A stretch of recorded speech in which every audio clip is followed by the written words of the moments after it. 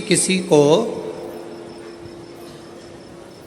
पूजन करते समय भी गलत गलत विचार आते हैं, किसी किसी को मंदिर जाते समय गलत गलत विचार आते हैं, किसी किसी को मंदिर में पूजन करते करते गलत गलत विचार आते हैं, किसी किसी को पूजन करते समय गंदगी दिखती है, गलत विचार आते हैं, स्त्री के बारे में, पुरुष के बारे में, उसकी अवस्था के बारे में, उसके नग्न स्वरूप के बारे में, उसकी चित्त वृत्ति में गलत गलत दृष्टियां आने लगती हैं। गंदा भोजन उसकी दृष्टि में आता है जब वो पूजन करने बैठता है, भजन करने बैठता है। कई लोग हैं ऐसे, और जिनकी भी दृष्टि में इस तरह की अगर बातें आ रही हैं कि मैं पूजन करने बैठी हूँ, मेरी गलत सोच हो रही है, गलत विचार आ रहे हैं, इस चक्कर में वो पूजन करना बंद कर देती है, इस चक्कर में पूजन करना बंद कर देता है, मंदिर जाना बंद कर देता है कि मैं मंदिर जाऊंगा, गलत सोचने में आएगा, गलत दृष्टि में आएगा, गलत कर नहीं रहा है। ना उसने किसी स्त्री को गलत दृष्टि से देखा, ना उसने कभी किसी पुरुष को गलत दृष्टि से देखा, ना उसने कभी मांसाहार करा, ना कभी उसने मदिरापान करा, ना कभी उसने गलत काम किया। उसके बाद भी वो पूजन करने बैठा, वो अच्छी जगह पर बैठा और उसकी दृष्टि में गलत विचार आने लगे। कहीं मांस दिख रहा है, कहीं मदिरा दिख रही है, कोई स्त्री दिख रही है, कोई पुरुष दिख रहा है, कोई वस्त्र विहीन दिख रहा है, कोई ऐसा दिख रहा है, कोई गलत करते में दिख रहा है, उसके विचार दृष्टि में वो आ रहा है। और कई बार लोग परेशान हो जाते हैं कि गुरुजी ऐसा क्यों हो रहा है, हम तो अच्छा करने के लिए गए, हम तो मंदिर गए, हम तो भगवान के भजन करने के लिए गए, हम तो स्मरण करने के लिए गए, फिर हमारी चित्तवृत्ति में ये कैसे आ रहा है, हमारी सोच में ये कैसे आ रहा है, हमारे विचार में ये कैसे आ रहा है। और जब शिव पुराण कहती है राजा चित्ररथ की बुद्धि में भी यह गलत विचार आ गया था, केवल संसार के मनुष्य की बुद्धि में नहीं, राजा चित्ररथ की बुद्धि में भी यह विचार आ गया था। ये शिव महापुराण की कथा कर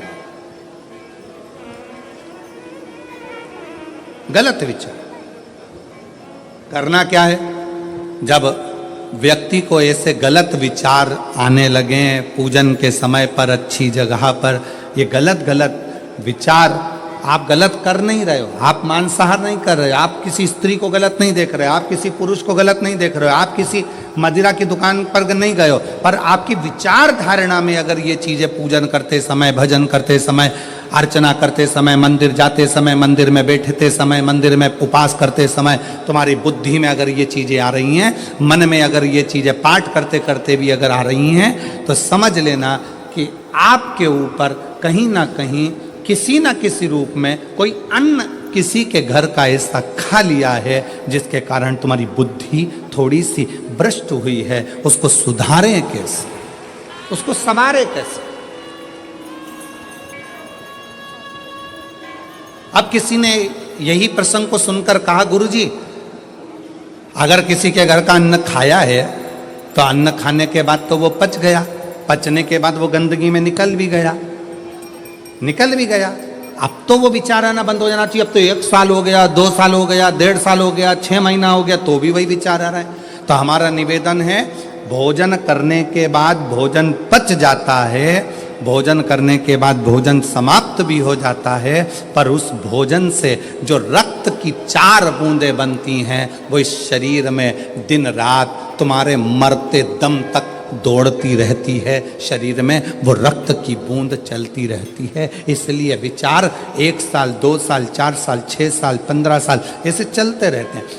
उस विचारों को, गलत सोच को, गलत विचारों को, गलत दृष्टि को समाप्त कैसे करें।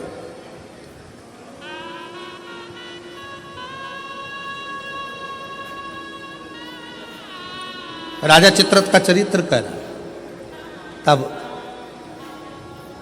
राजा चित्ररथ ने गलत विचार से पार्वती जी और शिव जी को देख लिया, गलत विचार से। शिव जी कुछ नहीं बोले, कुछ, पर पार्वती मैया ने राजा चित्ररथ को श्राप दे दिया, श्राप। तो शिव जी का इतना बड़ा उपासक होकर, शंकर भगवान का इतना बड़ा भजन करने वाला, इतना भक्ति में डूबने वाला, इतना स्मरण करने वाला राजा चित्ररथ, तू शिव जी का इतना उपासक होने के बाद भी तूने माता और पिता को गलत भाव से देखा है, इसलिए तुझे असुर बनकर जन्म लेना पड़ेगा, राक्षस बनकर जन्म लेना।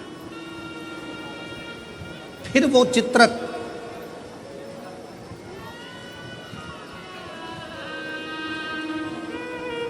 वृत्रासुर के रूप में जन्मा। क्या नाम हुआ था उसका? वृत्रासुर, जिसको इंद्र ने मारा था दधीचि ऋषि की अस्थियों से। गलत विचार। क्या करा जा? राजा चित्ररथ को जब श्राप लग गया असुर बनने का, राक्षस बनने का, तो राजा चित्ररथ ने हाथ जोड़कर शिवजी से पूछा, मेरी मुक्ति का साधन बताओ। शंकर भगवान नहीं बोले। चित्ररथ तुमरुका जी के पास गया, तब तुमरुका जी जो वक्ता हैं, तुमरुका जी जो कथा कह रहे हैं, तुमरुका जी जो भगवान शिव का गुणगान कर रहे हैं, वो तुमरुका जी ने कहा, चित्ररथ एक काम कर, कामधेनु गाय का दूध का घृत ला और उस घृत से तू शिव का अभिषेक कर, शंकर का अभिषेक।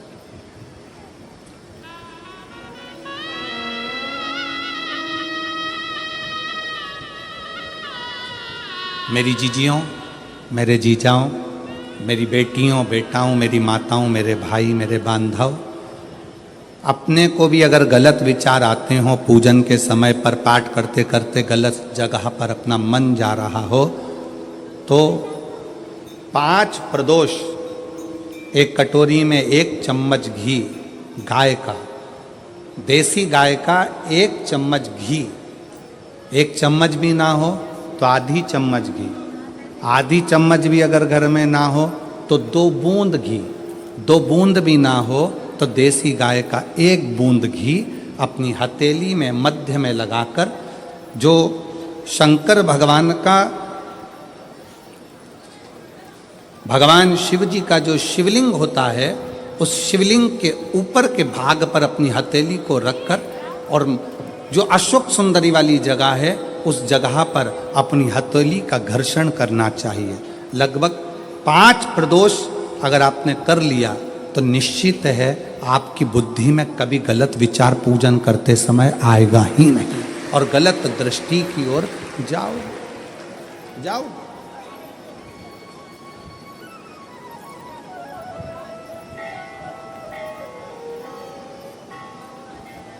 वेद लक्षणा गाय, देसी गौ माता का घृत जीवन को एक आनंदता देता है, आनंद।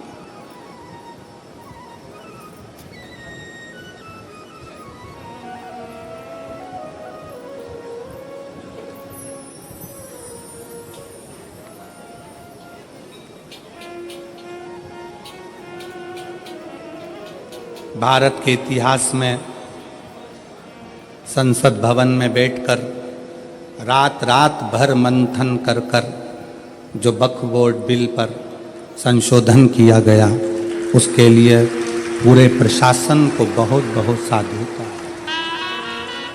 बहुत साधु। अब ये सब होने के बाद एक संसद में एक बात और पारित हो जाए कि गौ माता की हत्या बंद हो जाए, इससे बढ़कर कोई सुख, उससे बढ़कर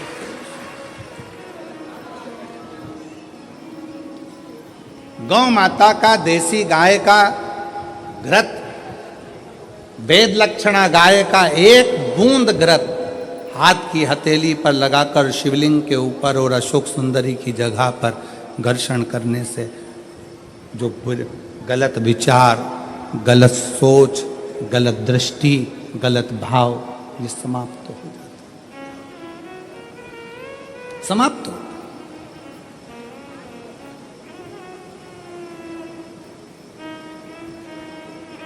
जिसने दिल से शिव की आराधना, राजा चित्ररथ ने पूछा है,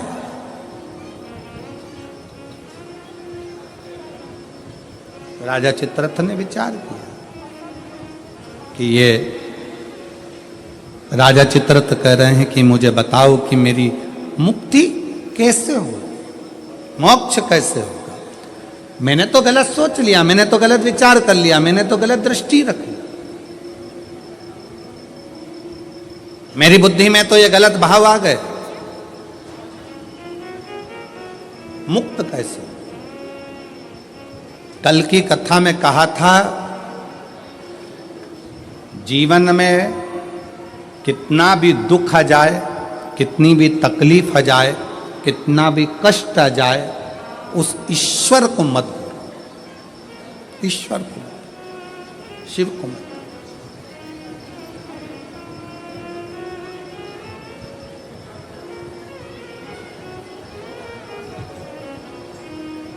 उसको हर पल याद करते हो, उसको हर क्षण स्मरण करते हो, हर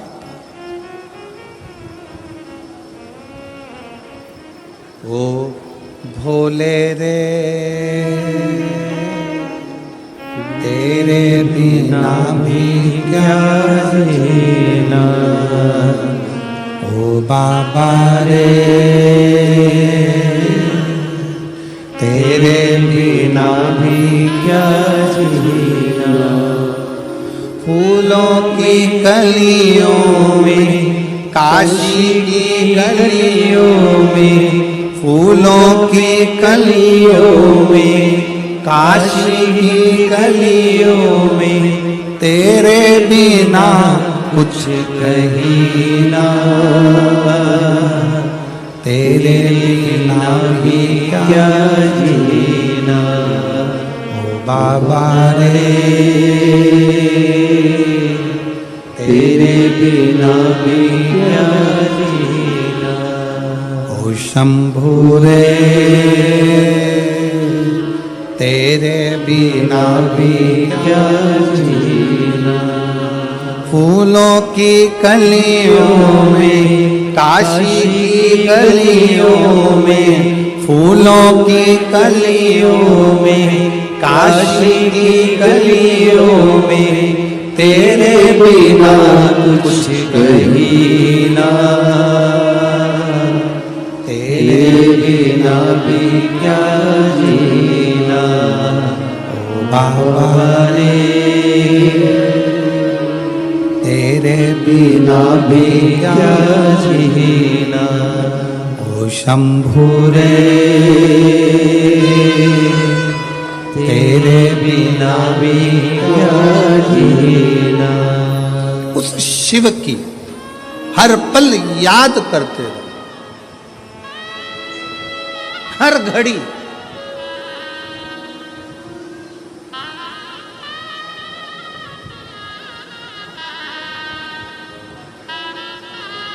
रामायण किस किस ने देखी है टीवी पर?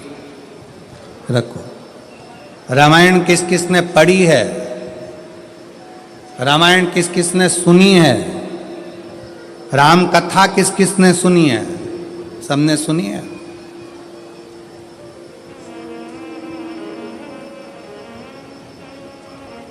राम जी पर ऐसा कौन सा दुख था जो नहीं आया? विचार करिएगा। राज सिंहासन मिलने वाला था और 14 वर्ष के लिए, बोलो बोलो जम के बोलो, वन। आप कहते हो थोड़ा सा दुख आ गया, मेरी दुकान नहीं चल रही, मेरी नौकरी नहीं लग रही, मेरी सर्विस नहीं लग रही, मैंने इतनी मेहनत करी, सफलता नहीं मिल रही। अरे जिसके पास में सिंहासन आने वाला था, रात की रात उसको 14 वर्ष के लिए वन जाना पड़ जाता है। 14 वर्ष के लिए कितना बड़ा दुख होगा, जरा याद करिएगा। 14 वर्ष के लिए वन के लिए निकलते और थोड़े समय के बाद सूचना मिल जाती है कि पिता शांत हो जाते हैं, बाप पिता चले जाते हैं, बाप चले, पिता चले गए। दुख देखिए, सिंहासन गया, अपना राज्य गया, अपना गांव छोड़ना पड़ा, वन वन डोलना पड़ा, पिता चले गए। और दुख देखिए, आगे चलते हैं तो धर्म पत्नी भी चली जाती है। दुख देखिए, दुख। आप एक एग्जाम पास नहीं करते हो माँ बाप ने आपको पाल पोस कर बड़ा करा और एक एग्जाम पास नहीं कर पाए, कोचिंग करने गए थे पुणे, कोचिंग करने गए थे कोटा, कोचिंग करने के लिए गए थे दिल्ली, कोचिंग करने गए थे मुंबई, कोचिंग करने के लिए गए थे लातूर, कोचिंग करने गए थे हैदराबाद, एक सब्जेक्ट नहीं निकल पाया, अंदर से टूट गए। और 20-25 साल के बेटे होकर, बेटी होकर, 25 साल के बेटा बेटी होकर रस्सी बांधकर सुसाइड कर लेते हो, जहर की पुड़िया खा लेते हो, पानी में डूबकर मर जाते हो। विचार करना, उस परमात्मा की जिंदगी में कितना दुख आया, हिम्मत नहीं हारी, आखिरी तक संघर्ष करते रहे, तो आखिरी में अयोध्या के राजा बनकर विराजमान हो गए। और आज के बेटा बेटी, जरा सा पति ने कुछ कह दिया, बहू का मुख खुल गया, जाकर मायके बैठ गई, अदालत में केस लगा दिया, इतना दुख दे रहे हैं, मेरी सास इतना दुख दे रही है, मेरे घर के लोग इतना दुख दे रहे हैं, मेरे परिवार वाले इतना दुख दे रहे हैं। अरे भगवान से प्रार्थना करना कि बहुत अच्छे लोग मिले हैं, ना जाने किस्मत में और कितना दुख लिखा होगा। दुख चाहे यहां लिखा वहां लिखा, उसको भोगना तो पड़ेगा, भोगना। अब ईमानदारी से बोलो, इतनी कथा तो आपने सुन ली, आपको भी अपने दुख के समय पर ढेर सारे महाराज मिलते हैं, ढेर सारे लोग मिलते हैं, और आप सबसे कहते हैं मेरा हाथ देखकर बता दो मेरा भाग्य क्या कह रहा है, मेरी पत्री का देखकर बता दो मेरा भाग्य क्या कह रहा है, मेरे घर का ग्रह क्या कह रहा है, मेरे जीवन में इतना दुख है। तुमसे ज्यादा राम जी को मिले थे गुरु विश्वामित्र जैसे, वाल्मीकि जैसे, गुरु बाबा, ढेर सारे आंत्री जैसे बड़े बड़े तपस्वी गुरु मिले थे। राम जी ने एक से भी नहीं कहा कि मेरा हाथ देखकर बताना, कि मेरी किस्मत देखकर बताना। राम जी ने केवल एक बात कही कि समय मिल जाए तो मुझे कथा सुनाना, अगर मैं कथा सुनूंगा तो मेरी व्यथा समाप्त होती चली जाएगी, इसमें मेरी प्रतिष्ठा है। राम जी ने इतने बड़े बड़े विद्वान मिले पर हाथ नहीं दिखाया, राम जी ने इतने बड़े बड़े विद्वान मिले पर अपनी पत्रिका नहीं दिखाई, राम जी ने इतने बड़े बड़े विद्वान मिले, किसी से नहीं पूछा कि मेरा दुख कैसे कटेगा, मेरी पत्नी चली गई, मेरा पिता चले गया, राज सत्ता चली गई, दर दर भटकना पड़ रहा है, 14 साल ठोकरे खा रहा हूं, मेरा भाग्य कैसे बनेगा। राम जी ने किसी से नहीं पूछा। जितने संत के दरवाजे पर राम जी जाते थे, हाथ जोड़कर संत पूछते थे क्या सेवा करें राघव, आपको क्या कहें। राम जी कहते थे बस कथा सुना दो, कथा सुना दो। क्यों? क्योंकि राम जी जानते थे दुनिया की सारी व्यथा केवल शिव कथा ही काट सकती है, इसके सिवाय कोई नहीं काट सकता। आप कथा कहो मुझे। जितने संत मिलते थे वो कथा कहते थे, कथा सुनते थे राघव, कथा श्रवण करते थे राघव, और अपने पथ पर चलते चलते पार्थिव शिवलिंग का निर्माण करते थे राघव। भारत की भूमि पर अयोध्या से लेकर लंका तक भारत सरकार ने राम पथ गमन बनाया है।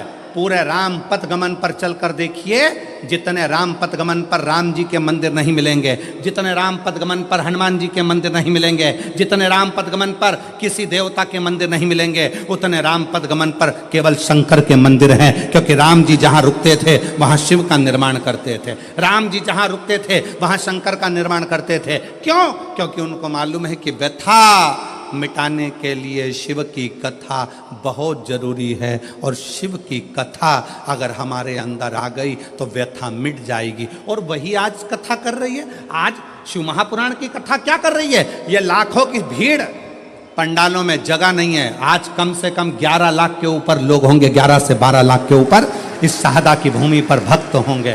पंडालों में जगह नहीं, गाड़ियों पर चढ़े हुए हैं, कहीं कहीं चढ़े हुए हैं, जगह कहीं नहीं पूरे पंडाल के अंदर। और इतनी भीड़ आज क्यों बैठी है? उसको मालूम है कि अब हम सब दूर भटक कर देख लिए, इसलिए राम जी को भी कथा ने ही व्यथा मिटाई थी, और हमारी भी जिंदगी में शिव कथा व्यथा मिटा देगी, तकलीफ मिटा देगी, कष्ट मिटा देगी, दुख मिटा देगी। वो व्यथा मिटाने के लिए शिव तत्व की कथा बहुत जरूरी है, बहुत बहुत। फूलों की कलियों में काशी की गलियों में, फूलों में कलियों में, काशी की गलियों में तेरे बिना कुछ कहीं ना, तेरे बिना भी क्या जीना। ओ बाबा रे, तेरे बिना भी क्या जीना। ओ शंभु रे, तेरे बिना भी क्या जीना। दुख किसके जीवन में नहीं आता? अच्छी दुकान चलते चलते बंद हो जाती है, फैक्ट्री चलते बंद हो जाती है, व्यापार चलते बंद हो जाता है, परिवार टूटने की कतार पर आ जाता है, भाई भाई का द्रोही हो जाता है, परिवार नाते रिश्ते कुटुंब कबीले सब बुरे होते चले जाते हैं। जब दुख आता है सब साथ छोड़ जाते हैं। उस दुख में ये विचार मत करना कि मुझे सुसाइड करना है, मरना है, या ये करना है या वो करना है। नहीं, दुख का सामना करना। सामना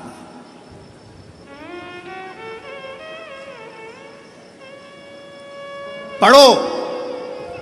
जितने मेरे बेटा बेटी बैठे हैं उनसे निवेदन है, मेरी बहनों से, मेरी जीजियों से, मेरी बेटियों से खूब पढ़ाई करो। तुम्हारे पापा ने, तुम्हारी मम्मी ने तुम्हारे से बहुत आस लगाई है। घर के लोग तो मना कर रहे थे कि बेटी को बाहर मत भेजो, पर तुम्हारे पापा ने जिद कर कर, माँ भी मना कर रही थी मत भेजो, आज का माहौल ठीक नहीं है। पर एक बाप का बेटी पर भरोसा कितना होता है कि अपनी बेटी को बाहर गांव पढ़ने के लिए भेज देता है।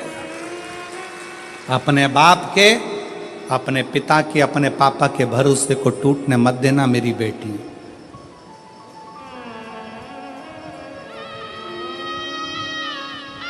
मेरे बेटा,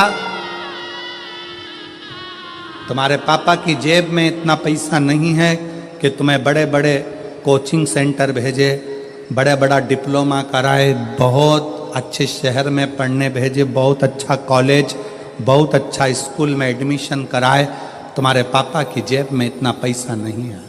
पर मेरे बेटाओं, याद रखना, तुम्हारा पापा ना जाने कहाँ से मेहनत कर कर तुम्हारा पिता ला ला कर तुमको पढ़ा रहा है, तुम्हें मंजिल तक पहुँचा रहा है। वो खुद नहीं पढ़ पाया, खुद आगे नहीं बढ़ पाया, पर अपने बेटे से उसको बहुत आस लगी है। इसलिए बेटा याद रखना, खड़े होना तो सनातन धर्म की लाइन में खड़े होना, खड़े होना तो शिवालय की लाइन में खड़े होना, किसी दारू की दुकान पर मत खड़े होना।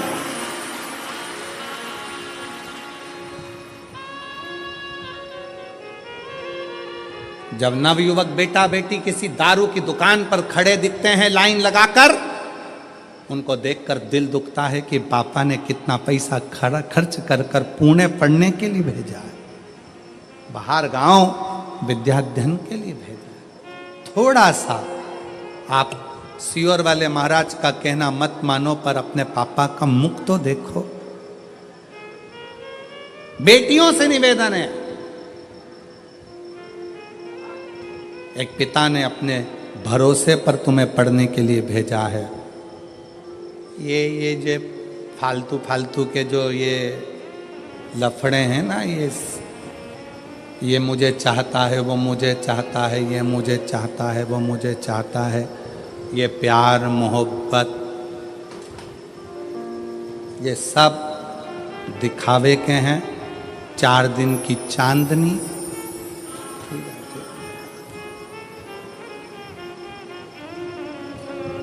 जो कहता है मैं तुझे रानी बना कर रखूंगा, घर लाते से ही नौकरानी बना देता है। इसलिए सावधान, सावधान, सावधान। अपने पिता के अरमानों को टूटने मत दो। किसी आड़े तेड़े नत्थु खेरे की ओर तुम्हारी दृष्टि ना जाए। अपने अरमानों को, अपने पिता के अरमानों को ध्यान रखो। गलत सोच जा रहा है, गलत दृष्टि जा रही है, गलत जगह अपना मन जा रहा है, तो देसी गाय का घृत थोड़ा सा हाथ में लगाकर, भले एक चम्मच ना हो, एक कटोरी ना हो, आधी चम्मच भी ना हो तो दो, आधी चम्मच ना हो तो 2 बूंद ना हो तो 1।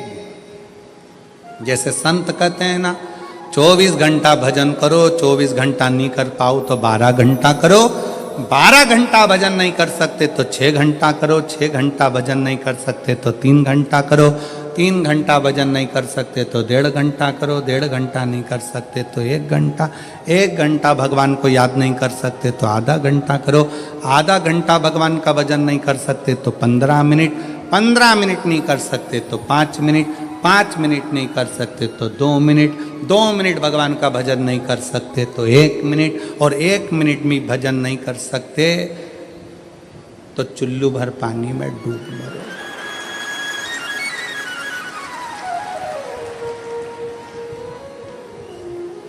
इससे जोरदार कोई बात नहीं हो सकती।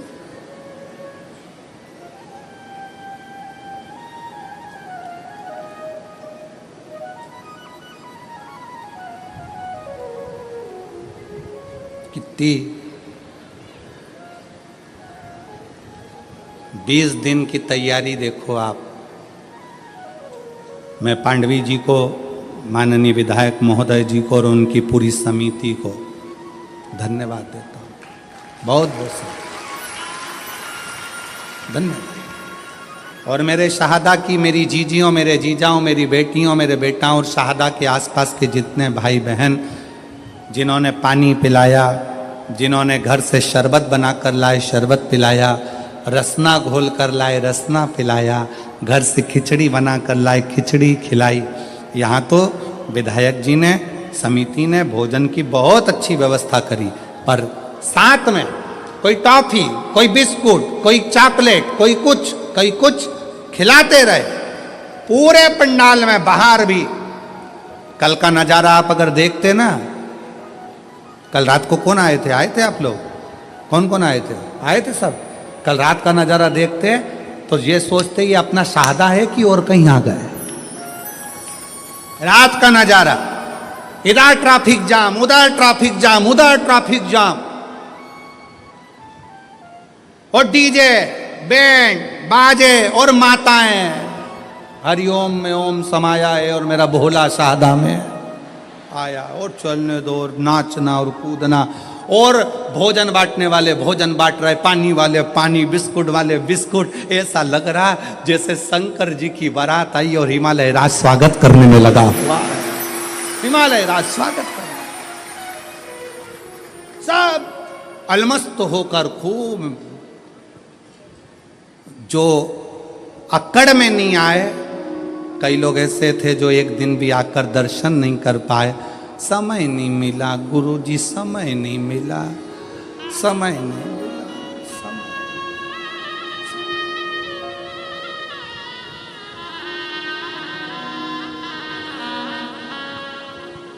अरे भाई, इससे अच्छा समय और क्या होगा?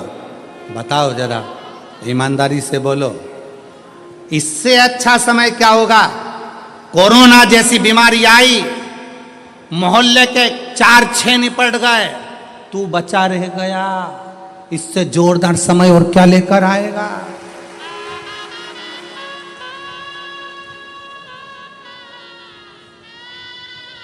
तू बचा रह गया।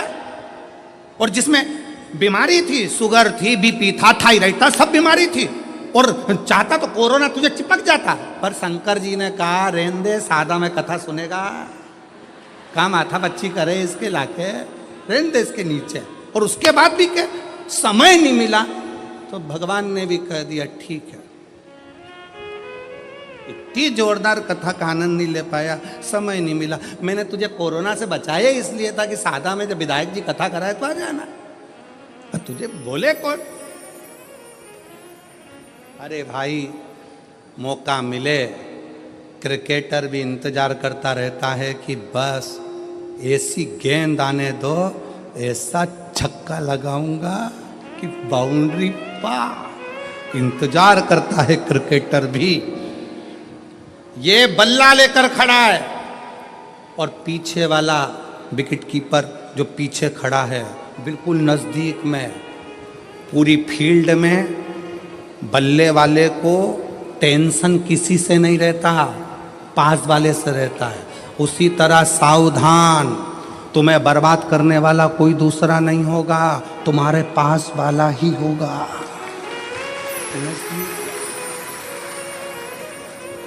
वो गेंद फेंकेगा तब तक तो दौड़ जाओगे, उधर से गेंद आएगी तब तक भाग जाओगे, एक रन बना लोगे। टेंशन पीछे वाले से है, बिल्कुल पास में खड़ा है, तैयारी में, गेंद आए और दूं विकेट में। बस ऐसे संसार के कई लोग इंतजार कर रहे हैं, खूब उड़ रहा है, खूब आगे बढ़ रहा है, गिरने दे विकेट, और इंतजार करते हैं रिश्ते नाते कुटुंब कबीले, एक बार डाउन में आ, ऐसी ऐसी उड़ाऊंगा कि डीजे भी हल्के पड़ जाएंगे और सारे मोहल्ले में डोंडी पीट जाऊंगा। वो तो ऐसा था। कहां? इसलिए हर दिन, प्रत्येक दिन आपके लिए अच्छा है। ये मत सोचो कि दान मुझे कल करना है, भजन मुझे कल करना है, परसों करना है, कल कभी नहीं आता। इसलिए आज का जो दिन है वो बड़ा सुंदर दिन है। दान भी करो, भजन भी करो, कीर्तन भी करो, स्मरण भी करो, भोजन भी करो। अभी अपने दांत अच्छे हैं, सोफा सेट पूरा अच्छा है, तो चने गुड़ सब खाओ, मक्का की रोटी, ज्वार की रोटी, बाजरा की रोटी हमारे अग्रवाल जी ने रोज खवाई।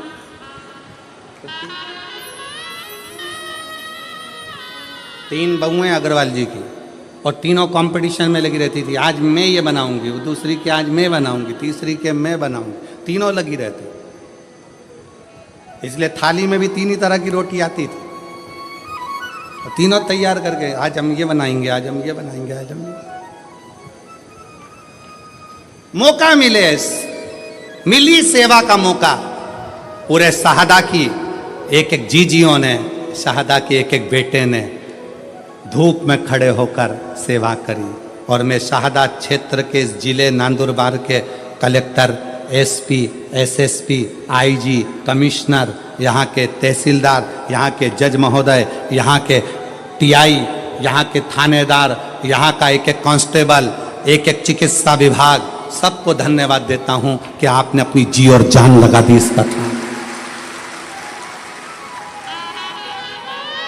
आपने अपनी जी और जान लगा दी इस पूरी कथा में। रात दिन धूप में खड़े होकर सेवा करिए, खूब सेवा करिए, और सेवा का फल खाली नहीं जाएगा। जितना इनको मिलेगा उतना की उतना ही सेवा करने वाले उन कांस्टेबलों को भी प्राप्त होगा, चिकित्सा विभाग को भी प्राप्त होगा। ये आपकी मेहनत है, ये आपका परिश्रम है। और खाली ना जाता कोई दर से तुम्हारे, खाली न जाता कोई दर से तुम्हारे, मैं भी खड़ी हो नंदी बाहें फसाए, अपने हृदय से लगा लगा लो, गिरा जा रहा हो, उठा लो, उठा लो, भोले अपने दर से अब तो न टालो, गिरी जा रही हो, उठा लो, उठा। एक विश्वास चित्ररथ ने पूछा। शिव महापुराण की कथा कहती है, राजा चित्ररथ का चरित्र कहता है, मैंने गलत दृष्टि से सोच लिया, मैंने गलत दृष्टि से विचार कर लिया, मैंने गलत दृष्टि से देख लिया, इसलिए अब मैं कैसे शिव को रिझाऊं, मुझसे पाप हो गया, पाप कर्म हो गया। कथा में कहा था, कितना बड़ा भी पाप कर्म हो जाए तो भी शंकर के मंदिर जाना मत छोड़ना, श्री शिवाय नमस्तुभ्यम बोलना मत छोड़ो। अपने दरवाजे पर भी स्टिकर चिपका दो। कौन सा?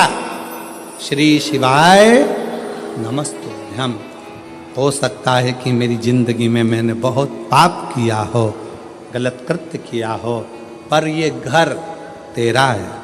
गाड़ी पर लिखा दिया श्री शिवाय नमस्तुभ्यम, ये गाड़ी तेरी है, मेरा नहीं, मेरा नहीं। अपना नाम लिखोगे तो वो तो कहीं पर भी छूट जाएगा। लोगों ने लिख दिया अपना खुद का नाम कमला फार्म हाउस, फिर लिख दिया बिमला निवास, शादी करी तो अंगूठी में लिख दिया वी, गले में पेंडिल बनवाया तो उस पे लिख दिया के कमला। मेला घूमने गई तो हाथ पे लिखवाई आई कमला बाई, लिखा लिख दिया। हम मरी, शरीर भी यहीं, पेंडिल भी यहीं, अंगूठी भी यहीं, फार्म हाउस भी यहीं, कुछ भी लेकर नहीं गई। तो जिसका नाम था उसका लिख दो, हरि विट्ठल का है, विट्ठल का ही रहेगा। राम का है, राम का रहेगा। कृष्ण का है, कृष्ण का रहेगा। शंकर का है, शंकर का है। मेरा अपना कुछ नहीं, कुछ नहीं। वो एक लाइन गुनगुनाते हो ना,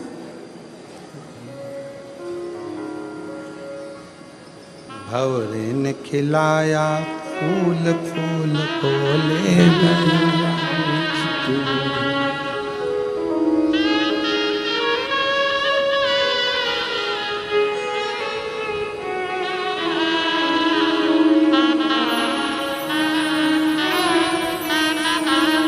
उड़ गया, शरीर गया, सब पड़ा की पड़ा रह गया।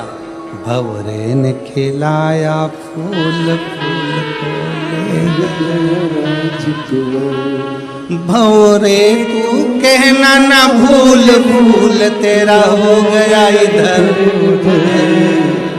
भंवरे ने खिलाया फूल फूल को ले गया। ये सब पढ़ा रहा, संसार छूट गया।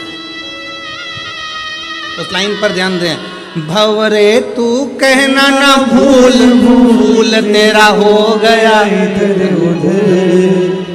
भंवरे ने खिलाया फूल फूल तो ले गया। संसार सागर में आए थे, फूल खिला था, समय पूर्ण हुआ, फूल लेकर चले गया। जितनी फूल की सुगंध थी संसार सागर में दे सकते थे, दे दो, देव। मक्खी देखी है? अरे बोलो तो जम के, मक्खी देखी है? अच्छी जम के बोलो, देखी है? अच्छा, शक्कर पर बैठती है ना, गुड़ पर बैठती है, मिठाई पर बैठती है ना। रात के समय पर शक्कर का डिब्बा खोल कर रख दो, रात के समय पर गुड़ का डिब्बा खोल कर रख दो, रात के समय पर गुलाब जामुन खोल के रख दो, रात के समय पर रसगुल्ला खोल के रख दो, मक्खी आएगी? नहीं। मक्खी बहुत समझदार होती है। रात में मक्खी कभी नहीं आती, दिन में आती है। इसलिए मक्खी दिन में शक्कर के डब्बे के पास आती है, मक्खी दिन में गुड़ के पास आती है, पर मक्खी रात में नहीं आती। और यही शिव महापुराण की कथा कहती है, जब आपके दिन अच्छे होते हैं तो कोई तुम्हारे दरवाजे पर हाथ फैलाने आता है, अंधेरे में कोई नहीं आता। जब बुरे दिन होते हैं तब कोई नहीं, कौन आएगा? मक्खी दिन में आती है, शक्कर खाने मक्खी दिन में आती है, गुड़ खाने। रात के समय डब्बा खोल के रख दो, मक्खी नहीं आएगी। आपके अच्छे दिन हैं तो लोग आएंगे, काका जी हमारे को जरा बेटे की फीस जमा करना है, भैया भूख लगी है, दादा प्यास लगी है। आपके दिन है इसलिए आ रहा है। आपके दिन नहीं होंगे ना, रात होगी ना, कोई नहीं आएगा। जब आपके पास में कुछ नहीं होगा, कौन मांगने आएगा? कौन रिश्तेदार, कौन नातेदार, कौन कुटुंब, कौन मोहल्ला, कौन आएगा? दिन है तो लोग आ रहे हैं। अगर आज कोई तुम्हारे को कुछ कह रहा है, सुनो, क्योंकि आज आपका दिन है। कोई आपसे मांग रहा है तो समझ लेना कि आज आपका दिन है कि लोग आपसे मांग रहे हैं। मक्खी दिन में आती है, रात में नहीं। उसी तरह अपने भी अगर कुछ मांगने आते हैं ना, जब तुम्हारे पास कुछ होता है तो आते हैं, नहीं तो कौन आएगा, किसके आएगा। राजा चित्ररथ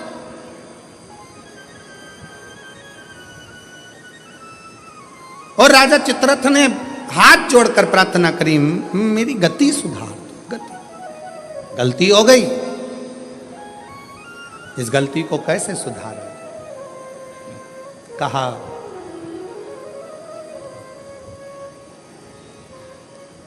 एक दिन भूलवश,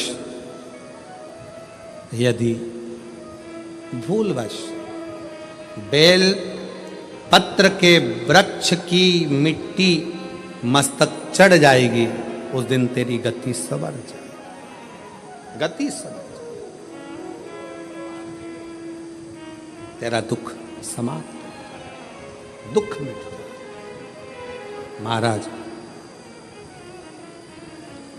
शिव कथा कह रही है, भगवान शंकर का चरित्र कह रहा, शिव पुराण कह रही है।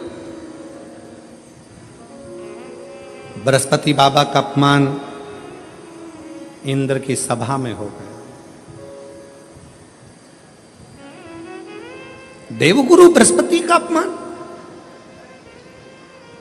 राजा इंद्र इतनी सत्ता में डूबा हुआ था, इतने वैभव में डूबा हुआ था, इतने आनंद में डूबा हुआ था कि गुरु भी आए तो सम्मान नहीं कर पाए।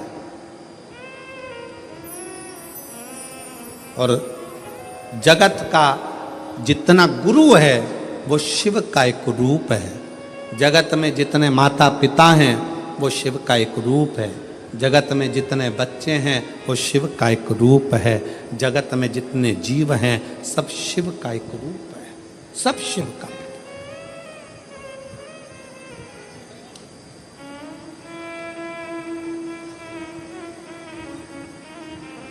देवगुरु बृहस्पति जी का अपमान हो गया, चलेगा।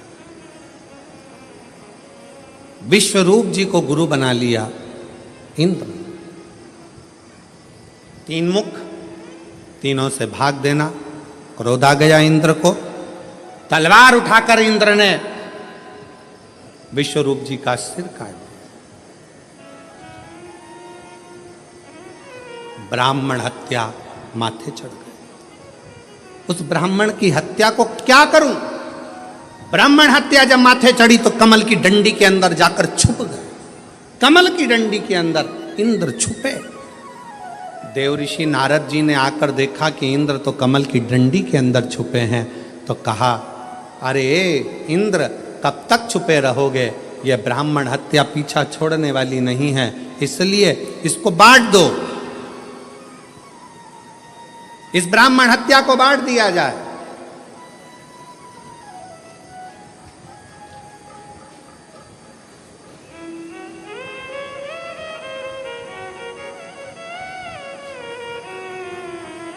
पाप कैसे बंटता है?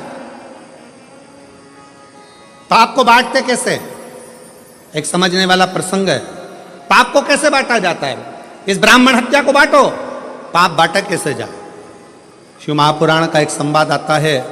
एक राजा ने ब्राह्मणों का भोजन रखा, संतों का भोजन रखा, नगर में भोजन रखा, भोजन बन रहा था, खीर तैयार हो रही थी। तैयार होते होते खीर, इतनी देर में एक चील उड़ती उड़ती आई, सांप को पकड़ा, लेकर चली। वो सांप खीर में गिर गया, उसका विष खीर में पड़ गया। खीर में पड़ा, किसी का स्मरण नहीं हुआ। जितने संत भोजन कर रहे थे वो सब मर गए,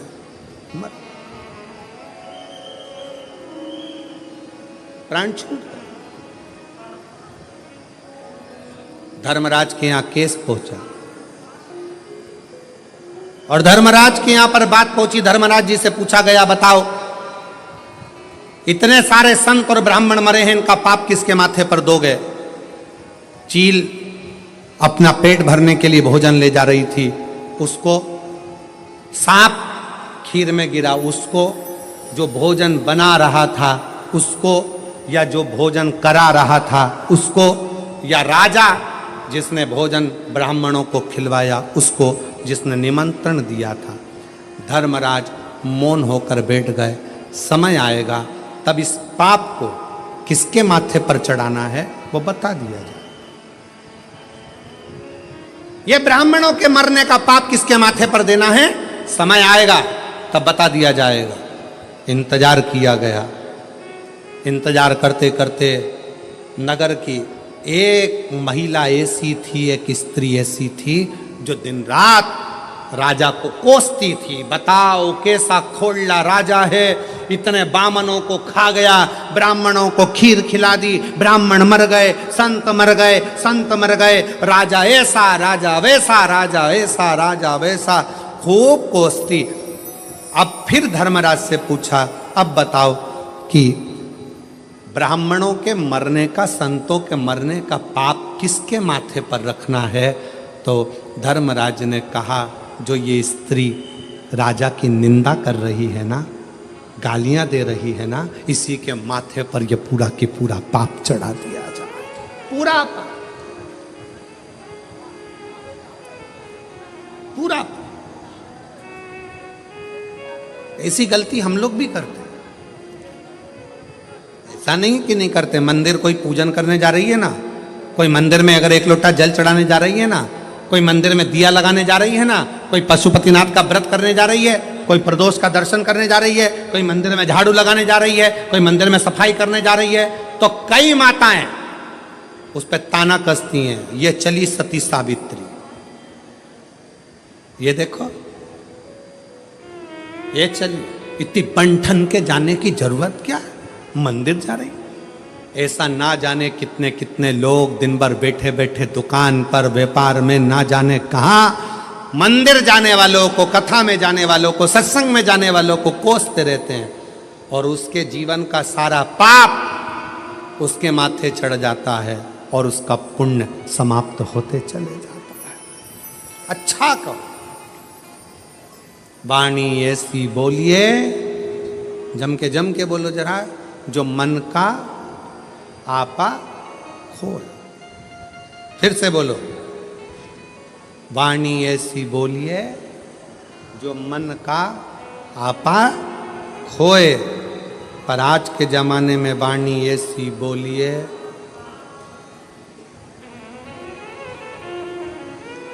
जो मन का आपा खोए।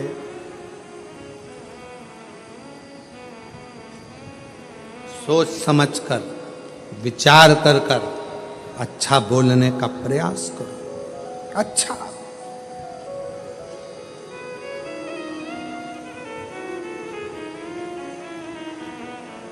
इंद्र पूछ रहे हैं भगवान नारद जी से, बताओ इस ब्राह्मण हत्या को कहां बांटा जाए,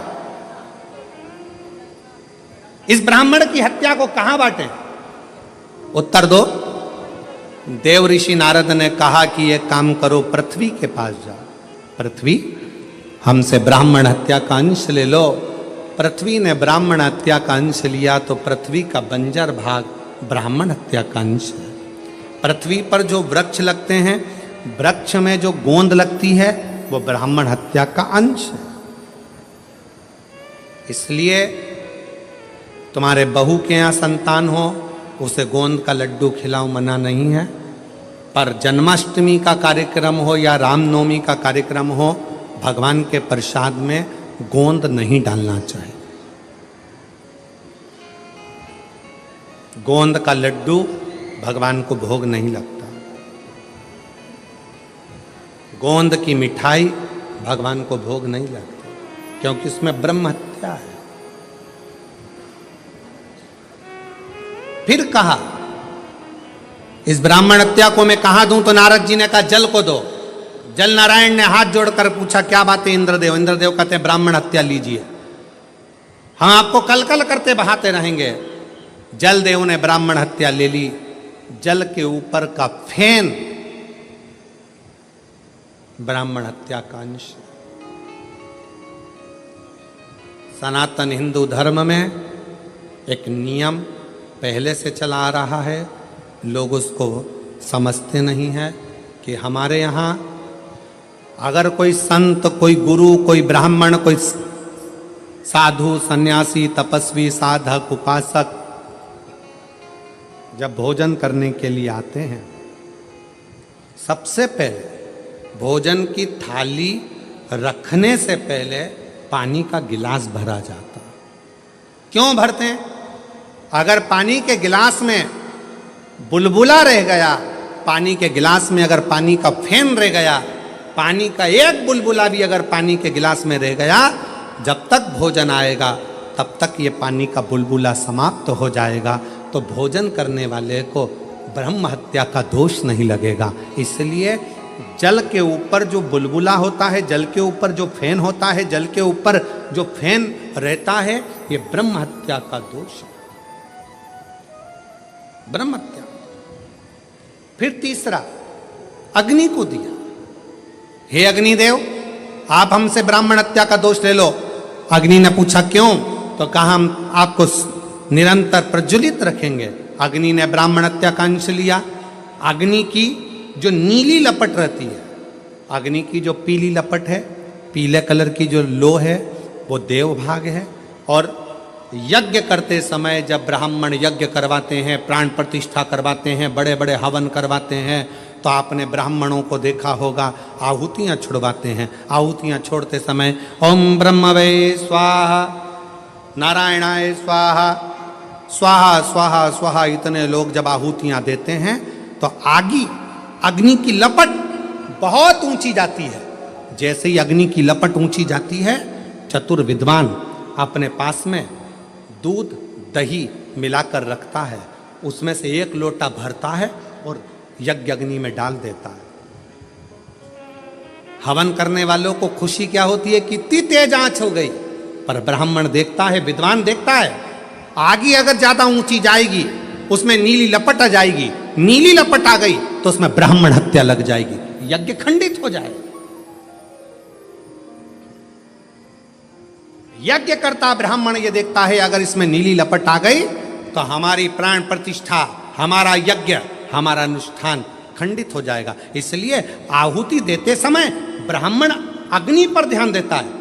आगे ज्यादा ऊंची हुई, उसने तुरंत एक लोटा दूध दही भरा और यज्ञ कुंड में डाल दिया, जिससे आग नीची हो जाए, अग्नि नीची हो जाए। अग्नि जैसे ही बढ़ेगी तो उसमें पीली लपट की जगह ऊपर नीली लपट आ जाएगी, और नीली लपट आई कि उसमें ब्राह्मण हत्या लग गई, और ब्राह्मण हत्या लगी कि वो यज्ञ खंडित हो गया, उस यज्ञ का प्रमाण ही नहीं रहा।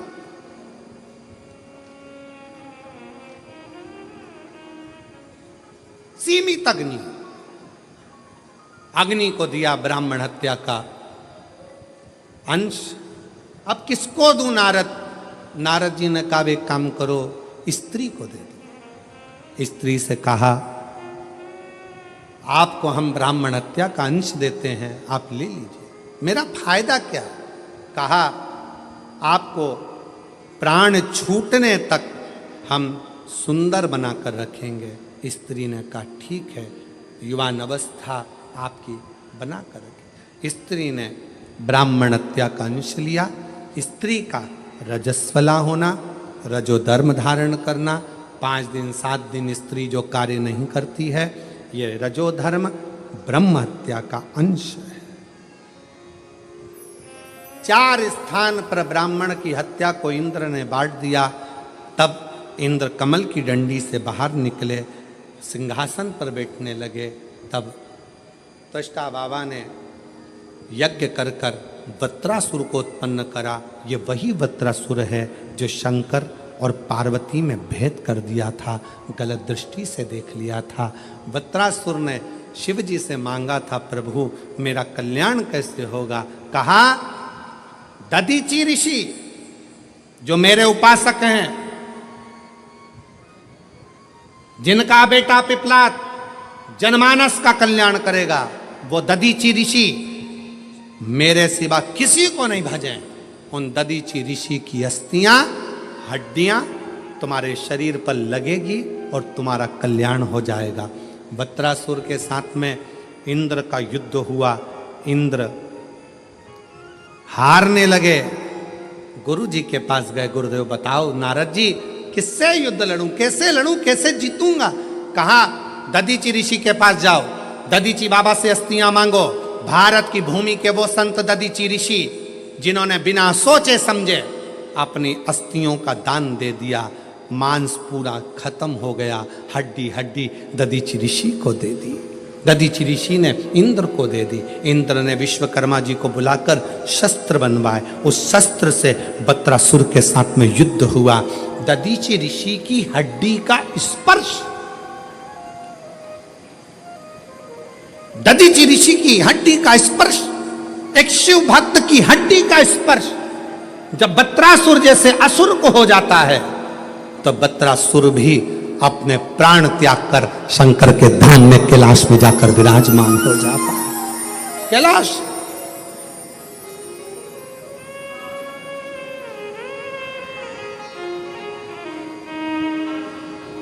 ओ बाबा रे तेरे बिना भी क्या जीना, ओ भोले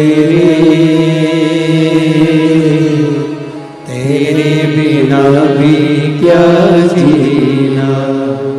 फूलों की कलियों में, काशी की गलियों में, फूलों की कलियों में, काशी की गलियों में, तेरे बिना कुछ कहीं ना, तेरे बिना भी क्या जीना। ओ भोले रे तेरे बिना भी क्या जीना।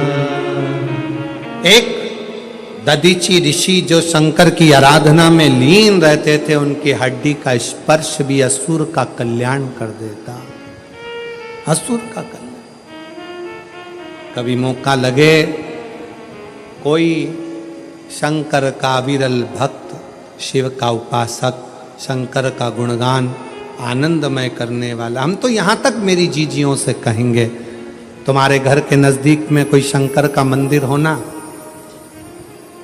ओ मेरी बहनों, मेरी जीजियों, मेरे जीजाओं, मेरी बेटियों, बेटाओं, तुम्हारे नजदीक में अगर शंकर का मंदिर हो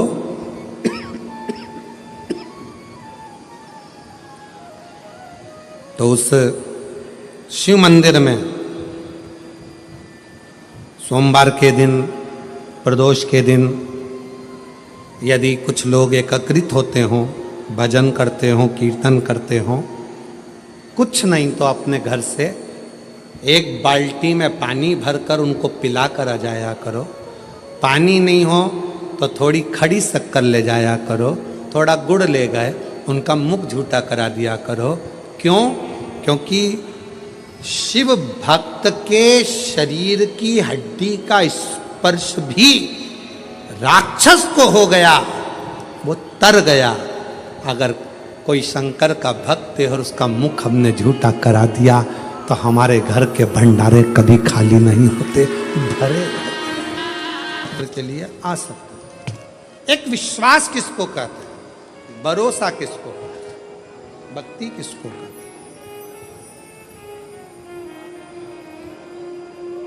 फिर निवेदन करूं आप सबसे, शिव पर करा गया भरोसा कभी टूटता नहीं, कभी नहीं। हम तो बाबा के भरोसे चलते, हम तो बाबा के भरोसे चलते।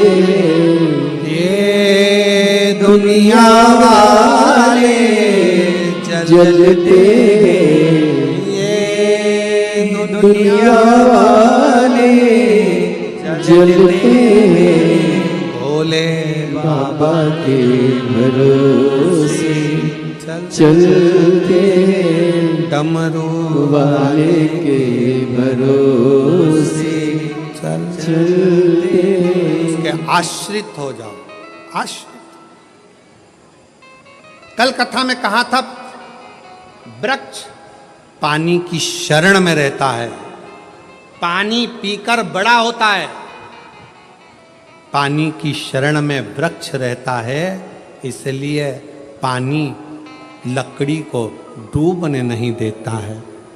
उसी तरह आप और हम शिव की शरण में रहेंगे, शंकर का नाम लेकर आगे बढ़ते रहेंगे, तो शंकर भी संसार में डूबने नहीं देता।